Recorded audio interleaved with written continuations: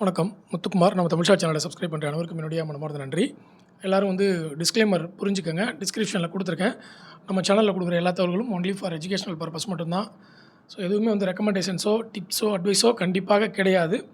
அதே மாதிரி நான் செபி ரிஜிஸ்டர்ட் அனலிஸ்ட் கிடையாது. அதனால் before investing consult your financial advisor. Okay. இப்போ இன்றைக்கி பங்குச்சந்தையில் என்ன நடந்தது அப்படின்றத பார்க்கலாம். அப்புறம் ஹைலைட்டடான இன்ஃபர்மேஷன்ஸ் என்னென்ன வந்திருக்கு அப்படின்றத பார்க்கலாம். இப்போ முதல்ல பார்த்தீங்கன்னா இன்றைக்கி நிஃப்டியோடைய லெவல், அதுக்கப்புறம் இன்றைக்கி ஹைலைட்டடான இன்ஃபர்மேஷன் பார்த்தீங்கன்னா சில்வர் அண்ட் கோல்டு ETF இது ரெண்டுமே தொடர்ந்து ஏற்றம் கொடுத்துக்கிட்டே வந்தாங்க. இன்றைக்கி சில்வர் அகைன் ஒரு பெரிய ஏற்றத்தை கொடுத்துருக்கு. இது இன்றைக்கி பார்த்தீங்கன்னா கோல்டு பீஸ் கொஞ்சம் கம்மியாக ஏறி இருக்குது. ஆனால் சில்வர் 3.65% வரைக்கும் ETF ஏற்றம் கொடுத்துருக்கு.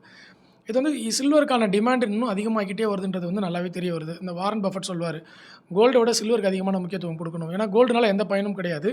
சில்வர் ஏதோ ஒரு வகையில் நம்ம பயன்படுத்திக்கிட்டே இருக்கோம் டெக்னாலஜிக்கு அப்படின்னு சொல்லுவார். ஸோ அந்த மாதிரி சில்வருடைய ஏற்றம் இன்னும் எந்த அளவுக்கு போகுன்றது தெரில. அவ்வளோ நம்ம போர்ட்ஃபோலியோலாம் கண்டிப்பாக இருக்க வேண்டிய ஒரு விஷயமாக மாறிப்போச்சு. ஓகே. கோல்டு சில்வர் ரெண்டுமே நம்ம போர்ட்ஃபோலியோ. இதுக்கு முன்னாடி கோல்டை அதிகமாக முக்கியத்துவம் கொடுத்துட்டு இருந்தாங்க. இனிமேல் சில்வருக்கு முக்கியத்துவம் கொடுக்க வேண்டிய ஒரு கட்டாயம் ஆல்ரெடி கொடுத்துருக்கணும் முன்னாடியே. ஏன்னா இப்போயே பார்த்தீங்கன்னா இந்த 1 இயரில் 1 இயர் கூட வேணாங்க, இந்த ஜூன் மாதம் ஜூன் 16ஆம் தேதியிலேருந்து இன்றைக்கி வரைக்கும் பார்த்தீங்கன்னா 23% ஏற்றம் கொடுத்துருக்கு ETF, சில்வர் ETF. எப்போ ஜூன்லேருந்து ஜூலை ஆகஸ்ட். ஸோ ஜூன் 16ஆம் தேதியிலேருந்து ஏற ஆரம்பிச்சிது. இப்போ பார்த்தீங்கன்னா 23% கொடுத்துருக்கு. இந்த 1 இயர் ஃபுல்லாகவே பார்த்தீங்கன்னா 85லேருந்து ₹23 கிட்டத்தட்ட 45% சில்வர் ஏற்றம் கொடுத்துருக்கு. இதை நம்ம நோட் பண்ணி வச்சுக்கணும். அடுத்தது நிஃப்டியை பொறுத்தவரை இன்றைக்கி 108 புள்ளிகள் ஏற்றம் கொடுத்துருந்தாங்க. நிஃப்டியில் ஆல்ரெடி நம்ம ஒரு முக்கியமான விஷயம் டிஸ்கஸ் பண்ணியிருந்தோம். நிஃப்டி ஒரு கப் வித் ஹேண்டில் பேட்டர்ன் மாதிரி ஃபார்மேஷன் கொடுக்குறாங்க. ஸோ அந்த மாதிரி ஒரு ஃபார்மேஷனில் நமக்கு ஒரு கன்ஃபர்மேஷன் வந்தால் நிஃப்டி ஃபர்தராக ஏறதுக்கான ஒரு வாய்ப்பு உண்டு அப்படின்னு சொல்லிட்டு. ஸோ அதை தான் இப்போ நிஃப்டி ஃபார்மேஷன் கொடுத்துக்கிட்டு இருக்கு. அதில் 2 விஷயம் சொல்லுவாங்க. ஒன்று ஃபஸ்ட்டு கப்பு வித் ஹேண்டில் வந்துச்சுன்னா அதுக்கப்புறம் வர்றது ஒரு ஃப்ளாக் பேட்டர்ன் வரும். அப்படி இல்லைனா ஒரு ட்ரையாங்கிள் பேட்டர்ன் வரும். இது ஒரு சினாரியோ. இன்னொரு சினாரியோ பார்த்தீங்கன்னா ஃபஸ்ட்டு ஃப்ளாக் பேட்டர்ன் வரும், இல்லைனா ட்ரையாங்கிள் பேட்டர்ன் வரும். ரெண்டாவதாக வரக்கூடியது கப் வித் ஹேண்டில் பேட்டர்ன் வரும். அந்த மாதிரி பார்க்கும்போது நிஃப்டியை நீங்கள் வீக்லி சார்ட்டாக கன்வெர்ட் பண்ணிங்கன்னா தெரியும். அக்டோபர் 2021லேருந்து இப்போ வரைக்கும் ஒரு சின்ன ஃப்ளாக் பேட்டர்ன் மாதிரி வந்திருக்கும். அதுக்கப்புறம் இப்போ அதை தொடர்ந்து இப்போ தான் அடுத்த பேட்டர்னாக இருக்கக்கூடிய கப் வித் ஹேண்டில் பேட்டர்ன் நமக்கு ஃபார்மேஷன் வந்திருக்கு நிஃப்டியில். ஸோ இந்த பேட்டர்னுடைய எல்லை கூட பார்த்திங்கன்னா 25,600ன்ற லெவலில் இருக்குது.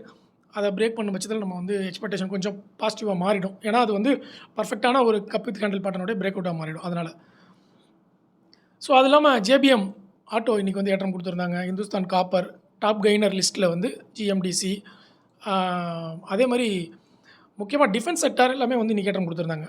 BEL, BDL, BEML, அப்புறம் GRSC garden reach ship building இருக்குல்ல அது, மசகண்டா 4.66% வரைக்கும் ஏற்றம் கொடுத்துருக்கு. டேட்டா பேட்டர்ன்ஸ், கொச்சின் ஷிப்யார்ட் எல்லா டிஃபென்ஸுமே இன்றைக்கி ஏற்றம் கொடுத்துருந்தாங்க. அது இல்லாமல் செக்டார் வைஸ் டேட்டா அப்படின்னு பார்க்கும்பொழுது இண்டைசஸில் மொமெண்டம் 30 இன்றைக்கி வேறு லெவலில் ஏற்றம் கொடுத்துட்டாங்க. அப்புறம் ஆல்ஃபா 50 நல்லா ஏற்றம் கொடுத்துருந்தாங்க. அதை தொடர்ந்து நமக்கு ஏறாததுன்னு பார்த்திங்கன்னா மைக்ரோ கேப் ஏறலை, அப்புறம் CPSE ஏறலை, மெட்டல் செக்டார் CPSE ஏறி இருந்தது, அதாவது சென்ட்ரல் பப்ளிக் செக்டார். அதுக்கப்புறம் மெட்டல் செக்டார் நல்ல ஒரு ஏற்றம் கொடுத்துருந்தாங்க. ஃபினான்ஸு ஸ்மால் கேப்லாம் ஏற்றம் கொடுத்துருந்தது. FMCG இன்றைக்கி ஏறலை, மீடியா செக்டார் ஏறலை, கன்ஸ்ட்ரக்ஷன்ஸ், PSU பேங்க் இன்றைக்கி ஏறலை. PSU பேங்க்கை பொறுத்தவரை 2-3 நாளாக அந்த யூனியன் பேங்க்லாம் ஏற்றம் கொடுத்துட்டு வந்திருந்தாங்க. இன்றைக்கி கொஞ்சம் அது சஸ்டெயின் பண்ணியிருக்காங்க, கொஞ்சம் அப்படியே நிறுத்தி வச்சுருக்காங்க. இது இல்லாமல் நமக்கு நியூஸ் அப்படின்னு பார்த்தீங்கன்னா இன்ஃபோசிஸ் பைபேக் டீட்டெயில்ஸ் கம்ப்ளீட்டாக கொடுத்துட்டாங்க. அதில் என்ன கொடுத்துருக்காங்க அப்படின்னு பார்த்தீங்கன்னா இன்ஃபோசிஸ் பைபேக் டீட்டெயிலில் 18,000 கோடிக்கான பைபேக் அவங்க அனௌன்ஸ்மெண்ட் கொடுத்துருக்காங்க. இது இருக்கிறதுலே மிகப்பெரிய ஒரு பைபேக் இன்ஃபோசிஸோட ஹிஸ்ட்ரியில். 3 வருஷத்துக்கு அப்புறம் இப்போ தான் பைபேக் கொடுக்குறாங்க. அந்த பைபேக் மிகப்பெரிய அளவில் இருக்குது, 18,000 கோடியாக இருக்குது. அதில் பைபேக் ப்ரைஸ் பார்த்திங்கன்னா ₹1,800 அவங்க ஃபிக்ஸ் பண்ணியிருக்காங்க. ஆனால் இன்ஃபோசிஸோட கரண்ட் ப்ரைஸ் பார்த்திங்கன்னா என்ன இருக்குன்னா 1,525 இருக்குது. இப்போ 1,800 அவங்க பைபேக் ப்ரைஸ் கொடுத்துட்டாங்க. அப்போனா நமக்கு எவ்வளோ ₹275 இப்போ வரைக்கும் இன்றைக்கி க்ளோசிங் ப்ரைஸ் வரைக்கும். ஆனால் அவங்க அனௌன்ஸ்மெண்ட் கொடுக்கும்பொழுது ₹1,510 இருந்தது. ஓகே. ஸோ கிட்டத்தட்ட ஒரு 19% அவங்க ப்ராஃபிட்டில் இதை அனௌன்ஸ்மெண்ட் கொடுத்துருக்காங்க. ஓகே. இப்போ வரைக்கும் நமக்கு பார்த்திங்கன்னா ஒரு 17 to 18% பைபேக்கில் அவங்க ப்ராஃபிட்டபிளாக கொடுத்துருக்குறாங்க. அது அந்த ஒரு ஈக்விட்டிக்கு தான், பைபேக்கு மட்டும்தான்.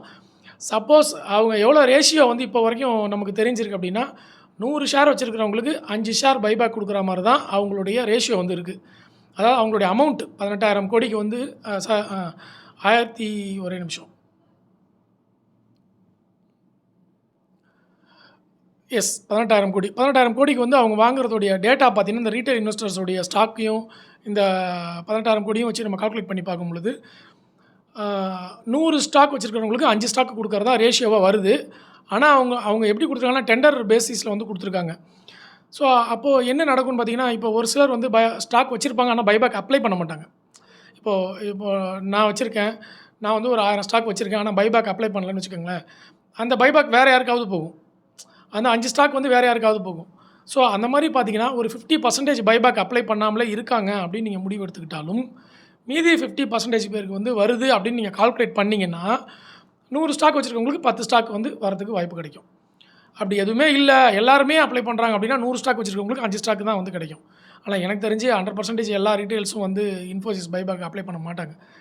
ஏன்னா லாஸ்ட் டைம் நான் வந்து டிசிஎஸ் அந்த மாதிரி அப்ளை பண்ணியிருந்தேன், விப்ரோ அந்த மாதிரி அப்ளை பண்ணியிருந்தேன். அதெல்லாம் பார்த்தீங்கன்னா அவங்க 3-4 ஸ்டாக் தான் வந்து கொடுத்துருந்தாங்க. ஆனால் எனக்கு கிடைச்சதெல்லாம் பார்த்தீங்கன்னா விப்ரோவில் 12 ஸ்டாக் கிடச்சிருந்தது. இப்போ கூட லேட்டஸ்ட்டாக அது ஒரு ஸ்டாக்கில் போட்டிருந்தேன். அதுலேயும் வந்து கொஞ்சம் தான்லா பிளாட்ஃபார்மில் போட்டிருந்தேன். அதில் கூட கொஞ்சம் பைபேக் வந்து எனக்கு ரேஷியோ நல்லா வந்திருந்தது. ஏன்னா நிறைய பேர் அப்ளை பண்ண மாட்டாங்க. அவங்களுக்கு என்ன தாட்னா இந்த பைபேக்னால பெரிய லாபம் கிடையாதுன்னு அவங்க ஹோல்டிங்கில் வச்சுருப்பாங்க. அதனால் அப்ளை பண்ண மாட்டாங்க. அப்போ என்ன ஆகும்னா, அவங்க பைபேக் அப்ளை பண்ண வேண்டிய அந்த ஷேர்ஸ்லாம் வந்து மற்றவங்களுக்கு அப்படியே ஷேர் ஆகும். அப்படி பார்க்கும்போது ஒரு 10 ஷேர் வந்துச்சுன்னா உங்களுக்கு வந்து 100 ஷேர் வச்சுருக்கவங்களுக்கு 10 ஷேர் வந்துச்சுன்னா அந்த ரூ. 3000 வந்து உங்களுக்கு லாபமாக கிடைக்கும். 3000 இப்போ வரைக்கும் 19% ப்ரீமியம். 19%ன்றது மென்ஷன் பண்ணியிருக்காங்க நியூஸ் சேனலில். ஆனால் அது வந்து ரூ. 510 இருந்தப்போ, இப்போ வந்து அதனுடைய ப்ரைஸ் பார்த்தீங்கன்னா 1525 ஆகிடுச்சு. அப்போ 19% வராது, 18% தான் ப்ரீமியம். 18 to 17% தான் ப்ரீமியம் வரும். அதன்படி கால்குலேட் பண்ணிக்கோங்க. ஓகே. ஸோ அதுலேயும் வந்து ஒரு ஸ்டாக்குக்கு மட்டும்தான் நான் சொல்கிறேன் ப்ரீமியம் இவ்வளோன்னு. இப்போ நீங்கள் 100 ஸ்டாக் வச்சுருக்கீங்க அப்படின்னா உங்களுக்கு எவ்வளோ வருன்றதை கணக்கு போட்டுக்கோங்க. 100 ஸ்டாக்கில் வந்து 10 ஸ்டாக் உங்களுக்கு வந்து கிடைக்குதுன்னு வச்சுக்கோங்க. அப்போ 100 ஸ்டாக் வாங்கினா நீங்கள் எவ்வளோ வாங்க? 1,50,000 வாங்குவீங்க. அதுக்கு அவங்க கொடுக்க போகிற லாபம் எவ்வளோ? 2,500 அப்ராக்சிமேட்டாக வருதுன்னு வச்சுக்கோங்க. அப்போ எத்தனை பர்சன்டேஜ் அது? 1,50,000 1,500 கிடச்சிச்சின்னா 1%. ஸோ எப்படி பார்த்தாலும் 2% தான் வந்து உங்களுக்கு லாபம் வருகிறது. உங்களுடைய டோட்டல் கேபிட்டலில் 2% தான் வருது. சப்போஸ் அதுவே வந்து இப்போ நீங்கள் இந்த வீடியோ பார்க்கும்போதே நான் வந்து என்ன பண்ணுறேன், இன்ஃபோசிஸோட அக்செப்டன்ஸ் ரேஷியோ ஆக்சுவல் கெயின் அப்படின்றத வந்து இப்போ நான் உங்களுக்கு டெலகிராமில் போஸ்ட் பண்ணுறேன். நீங்கள் இந்த வீடியோ பார்க்குறதுக்கு முன்னாடி அந்த டேட்டாவை பார்த்து வச்சுருப்பீங்க. ஓகே. இன்ஃபோசிஸ் ரேஷியோ அப்படின்றத போட்டுறேன் நான். ஓகே. ரேஷியோ ஃபார் சாம்பிள்னு போடுறேன், ஏன்னா கன்ஃபார்மாக அது கிடையாது, அதனால். ஓகேவா? ஸோ அந்த டேட்டா வந்து நீங்கள் டெலிகிராமில் பார்த்துருப்பீங்க. நான் இந்த வீடியோ பார்க்குறதுக்கு முன்னாடி அந்தளவுக்கு நான் முன்னாடியே போட்டுறேன். டெலிகிராமில் ஜாயின் பண்ணாதவங்க நம்ம லிங்க் டிஸ்கிரிப்ஷனில் கொடுத்துருக்கேன், அதில் வந்து டெலிகிராமில் ஜாயின் பண்ணிக்கோங்க. அப்புறம் வந்துட்டு டிஸ்கிரிப்ஷனில் வந்து லிங்க் கொடுத்துருக்கேன், டிமேட் அக்கௌண்ட் ஓப்பன் பண்ணுறதுக்கான லிங்க், என்னோடய ரெஃபரல் லிங்க் வந்து கொடுத்துருக்கேன். அந்த லிங்க்கை பயன்படுத்தி அக்கௌண்ட் ஓப்பன் பண்ண விருப்பம் இருக்கிறவங்க அந்த லிங்க்கை பயன்படுத்தி அக்கௌண்ட் ஓப்பன் பண்ணி நீங்கள் வந்து சப்போர்ட் பண்ணலாம். என்னுடைய லிங்க் தான். ஸோ எனக்கு எதாவது சப்போர்ட் பண்ணால் நீங்கள் அங்கே வந்து யூஸ் பண்ணிக்கலாம். இல்லை நீங்கள் எப்படி இருந்தாலும் அக்கௌண்ட் ஓப்பன் பண்ண போகிறீங்க அப்படின்ற பட்சத்தில் நீங்கள் எங்கேருந்து நிறைய கற்றுக்குறீங்களோ அவங்கள்ட்ட வந்து அக்கௌண்ட் ஓப்பன் பண்ணிக்கலாம். இப்போ என்கிட்டருந்து நிறைய கற்றுக்குறீங்கன்னா நீங்கள் என்கிட்ட வந்து அக்கௌண்ட் ஓப்பன் பண்ணிக்கலாம். ஓகே. ஸோ அந்த டேட்டா வந்து நான் உங்களுக்கு போட்டேன். அக்செப்டன்ஸ் ரேஷியோ 5% இருந்தால் உங்களுக்கு கேபிட்டலில் இருந்து 1% தான் லாபம் கிடைக்கும். அதாவது 100 பங்கு வச்சுருக்கிறவங்களுக்கு 5 பங்குகளை மட்டும் பைபேக்கில் எடுத்துக்கிட்டாங்க அப்படின்னா உங்களுக்கு 1% லாபம் கேபிட்டலில் கிடைக்கும். சப்போஸ் அவங்க வந்து ஒரு 100 ஸ்டாக்குக்கு 20 ஸ்டாக் பைபேக் எடுத்துக்கிட்டாங்கன்னு வச்சுக்கோங்க, அப்போ உங்களுக்கு 3.8% வந்து லாபம் கிடைக்கும் டோட்டல் கேபிட்டலில். ஸோ 20% எடுத்துக்கிட்டாங்கன்னா செம்ம லாபங்க. 3.8%ன்றது என்னை பொறுத்த வரைக்கும் நல்ல லாபம். ஏன்னா எஃப்டியில் வந்து 7% கொடுக்குறாங்க 12 மாதம் வச்சுருந்து. இவங்க ஒரு 1 மந்தில் பேமெண்ட் கொடுத்துருவாங்க எனக்கு தெரிஞ்சு. ஸோ 3.8%னா நியர்பை 4%ன்றது ரொம்ப நல்ல ஒரு ரிட்டர்ன்ஸை நான் பார்க்குறேன். ஆனால் எப்போ 100 ஸ்டாக்குக்கு 20 ஸ்டாக் வாங்கினா மட்டும்தான். அதுக்கு கம்மியாக போச்சுன்னா பெரிய ரிட்டர்ன்ஸாக இருக்காது. 10%லாம் கொடுத்தாங்கன்னு வச்சுக்கோங்களேன். 100 ஸ்டாக்குக்கு 10 ஸ்டாக்கு தான் வந்து பைபேக்கில் எடுத்துக்கிறாங்க அப்படின்னா 2% தான் நார்மலாக நம்ம ஒரு ஸ்விங் ட்ரேடிங்லேயே எடுத்துகிட்டு போயிடலாம். ஓகேவா? அதனால் அது பெருசாக பெனிஃபிட்டாக இருக்காது. ஸோ இதுதான் வந்து கம்ப்ளீட் டீட்டெயில்ஸ் இன்ஃபோசிஸ் பைபேக்கில். ரொம்ப பெரிய லாபம் இல்லை, அதுக்காக ரொம்ப மோசமாகவும் இல்லை, ஒரு ஆவரேஜாக இருக்குது, அவ்வளோதான். ஸ்விங் ட்ரேடிங் பண்ணுறவங்க பெருசும் இது விரும்ப மாட்டாங்க. ஏன்னா ஸ்விங் ட்ரேடிங்கில் வச்சுருந்துட்டு ஒரு மாதத்தில் ஒரு 3% ஸ்விங்கில் லாபம் கிடைக்குதுன்னு வச்சுக்கோங்களேன், இதை வந்து விரும்ப மாட்டாங்க. அவ்வளோதான். ஓகேவா? இது இல்லாமல் நமக்கு வந்து இன்னும் என்னென்ன தகவல் வந்திருக்கு அப்படின்னு பார்த்தீங்கன்னா, நிறைய ஆர்டர் எடுத்த கம்பெனிகளோட டேட்டா கொடுத்துருக்காங்க. இன்ஃபர்மேஷன் சிஎன்பிசியில் கொடுத்த தகவல்கள் எல்லாத்தையும் சொல்லிடுறேன். என்டியூரன்ஸ் டெக் வந்து 8.9 ஏக்கருக்கு வந்து மேனுஃபேக்சரிங் ஆப்ரேஷன்ஸ் வந்து எக்ஸ்பேண்ட் பண்ணுறாங்க.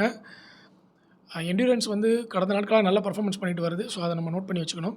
பராஸ் டிஃபென்ஸ் வந்து 26.6 கோடிக்கான ஆர்டரை வந்து எடுத்துருக்குறாங்க. அதுக்கப்புறம் வந்து சனாதன் டெக்ஸ்டைல்ஸ் வந்து 100% கெப்பாசிட்டி யூட்டிலைசேஷன் இந்த நெக்ஸ்ட்டு 3 to 4 மந்த்ஸ் அப்படின்றத கொடுத்துருக்காங்க. டெக்ஸ்டைல் ஸ்டாக்ஸில் வந்து சனாதன் டெக்ஸ்டைல்ஸ், அதுக்கப்புறம் வந்து ஒரு டெக்ஸ்டைல் ஸ்டாக் சொல்லுவாங்க, வர்தமான் டெக்ஸ்டைல்ஸ்.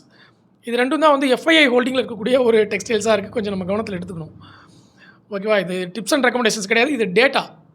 ஓகேவா? எஃப்ஐஐ வந்து எந்த டெக்ஸ்டைல் கம்பெனியில் வச்சுருக்காங்க? சனாதன் டெக்ஸ்டைல்ஸில் கொஞ்சோண்டு வச்சுருக்காங்க.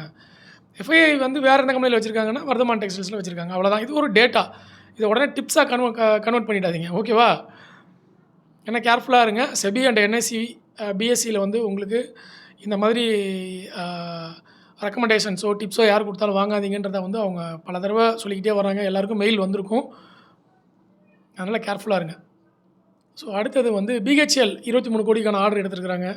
ஆதித்யா பிர்லா கேபிட்டல் 3,400 crores வந்து பார்ட்லி பெய்டு செக்யூர்டு என்சிடிஸ் வந்து ப்ரைவேட் பிளேஸ்மெண்ட்ஸ் கொடுத்துருக்காங்க. ஸோ அது கிடைச்சா நல்லாயிருக்கும். எங்கே நமக்கு கிடைக்குமான்னு தெரில. அதெல்லாம் வந்து நம்ம யோசித்து தான் பார்க்கணும். அடுத்தது செவியில் வந்து நிறைய சேஞ்சஸ் கொண்டு வராங்க, ஏகப்பட்ட சேஞ்சஸ். ஆனால் இது எல்லாமே வந்து இன்வெஸ்டருக்கும் ட்ரேடருக்கும் கண்டிப்பாக பாதுகாப்பானதாக தான் நான் ஃபீல் பண்ணுறேன். இண்டஸ்ட்ரி எப்படி போகுமோ அதை விட்டுருங்க. புரோக்கர் கம்பெனி எல்லாத்துக்குமே வந்து நஷ்டம் வரலாம். இனிமேல் வந்து அவங்களுக்கு ப்ரோக்கரேஜ் ஜென்ரேட் பண்ண முடியாமல் போகலாம். அவங்களுக்கு வந்து ட்ரேடிங் நிறைய நடக்காமல் போகலாம். வீக்லி எக்ஸ்பைரி எடுக்க போகிறாங்க, அப்படி தான் தெரியுது. ஸோ அதுக்கப்புறம் பார்த்தீங்கன்னா ஆல்ரெடி வந்து பேங்க் நிஃப்டியில் வீக்லி எக்ஸ்பைரி எடுத்தாச்சு. ஆனால் இது வந்து ட்ரேடர் அண்ட் இன்வெஸ்டருக்கு வந்து ரொம்ப நல்ல விஷயங்க. மக்கள் பணத்தை வந்து இழக்க மாட்டாங்க, அவ்வளோதான். ஆனால் இது யாருக்கு லாபமாக இருக்குன்றதை புரிஞ்சுக்கோங்க. இப்போது நிறைய ட்ரேடிங் ஆப்பர்ச்சுனிட்டி இல்லைனா நீங்கள் என்ன பண்ணுவீங்க? ஈக்விட்டிக்கு வருவீங்க. ஈக்விட்டிக்கு வந்தீங்கன்னா என்ன பண்ணுவீங்க? எல்லா நாளும் விற்கணும்னு பார்க்க மாட்டீங்க. அப்போ சிடிஎஸ்எலுக்கும் என்எஸ்டிஎலுக்கும் இது ஒரு ஆப்பர்ச்சுனிட்டி, நல்லா புரிஞ்சுக்கோங்க. ஓகேவா? இப்போ ட்ரேடிங்கில் வந்து லாபம் சம்பாதிக்க முடியாத கம்பெனிகள் எதோ அந்த கம்பெனியை விட்டுருங்க. ப்ரோக்கிங் கம்பெனிகள்லாம் இப்போ ஏஞ்சல் 1, அப்புறம் 5 பைசா, அப்புறம் ஜீரோதா, அப்ஸ்டாக்ஸு, இந்த மாதிரி நிறுவனங்களுக்கெல்லாம் வந்து ப்ரோக்கிங்கில் வந்து கம்மியாகிடும். ஆனால் ஹோல்டிங் வச்சுருக்கும் போது யாருக்கு லாபம் கிடைக்கும்னா அந்த சிடிஎஸ்எல், என்எஸ்டிஎல், இவங்களுக்கெல்லாம் நம்ம ஹோல்டிங்கில் வைக்கிற ஸ்டாக்கெல்லாம் காசு பே பண்ணிக்கிட்டே இருக்கணும். அந்த 2 ரூபா 1 ரூபா பிடிச்சிக்கிட்டே இருப்பாங்க. அப்போ அந்த கம்பெனிகளுக்கு இது வந்து லாபமாக அமைகிறதுக்கான வாய்ப்புகள் இருக்குது. ஸோ நீங்கள் எல்லாத்தையுமே ஆப்பர்ச்சுனிட்டியாக பார்க்கணும். எந்த கம்பெனிக்கு இது எது ஆப்பர்ச்சுனிட்டின்னு பார்க்கணும். ஒரு விஷயம் வந்த உடனே ஐயோ இது நெகட்டிவ் அப்படின்னு பார்க்கக்கூடாது. இந்த விஷயம் வேறு யாருக்கு பாசிட்டிவ் அப்படின்றத நம்ம பார்க்கணும். மார்க்கெட்டில் அப்படி தான் பார்ப்பாங்க. நம்ம கொஞ்சம் அட்வான்ஸாக பார்த்து வச்சுக்கணும். அப்புறம் வந்து ஜூபிட்டர் வேகான்ஸ் ரயில்வே ஆர்டர் 113 கோடிக்கு எடுத்திருந்தாங்க. ஆல்ரெடி நேற்றுக்கே ஏறி இருந்தது. ஓகே, இதெல்லாம் ஆர்டர் எடுத்த கம்பெனியோடைய டீட்டெயில்ஸ் நம்ம பார்த்துருக்குறோம். ரயில்டெல் கார்பரேஷன் 71 கோடிக்கான ஆர்டர் வந்து ஸ்மார்ட் சிட்டியில் எடுத்திருந்தாங்க. அந்த டேட்டா பார்த்துருந்தோம். அப்புறம் வந்து என்பிசிசி 3700 கோடிக்கான ஆர்டர் எடுத்திருக்கிறாங்க. அந்த இன்ஃபர்மேஷன் வந்து சிஎன்பிசியில் கொடுத்துருக்காங்க. இன்ஃபோசிஸ் டேட்டா பார்த்துட்டோம். பாரத் ஃபோர்ஜ் அபுதாபியில் வந்து ஆர்டர் எடுத்திருக்காங்க. பட் எவ்வளோ வேல்யூன்றதை வந்து கொடுக்கல. அதுக்கப்புறம் வந்து ஆர்டர் எடுத்த கம்பெனியெல்லாம் நோட் பண்ணி வச்சுக்கோங்க. ரயில்டெல் வந்து 103 கோடிக்கு ஆர்டர். ஹெச்எஃப்சிஎல் வந்து Andhra government allots 1000 acres land in Madakasira mandal to set up defence manufacturing unit HFCL. இந்த நியூஸ் வந்து எல்லாரும் கவனிக்க வேண்டிய ஒரு நியூஸ். ஓகே, ஆந்திரா கவர்மெண்ட் வந்து 1000 ஏக்கர் வந்து கொடுத்துருக்காங்க. எதுக்காக? டிஃபென்ஸ் மேனுஃபேக்சரிங் யூனிட் செட்டப் பண்ணுறதுக்கு. யாருக்கு? ஹெச்எஃப்சிஎலுக்கு. ஸோ நோட் பண்ணணும், சரிங்களா? இந்த நியூஸ்லாம் வந்து கொஞ்சம் இம்பார்ட்டண்ட் நியூஸ். பராஸ் டிஃபென்ஸ் வந்து ஆர்டர் எடுத்திருக்காங்க 26 crore.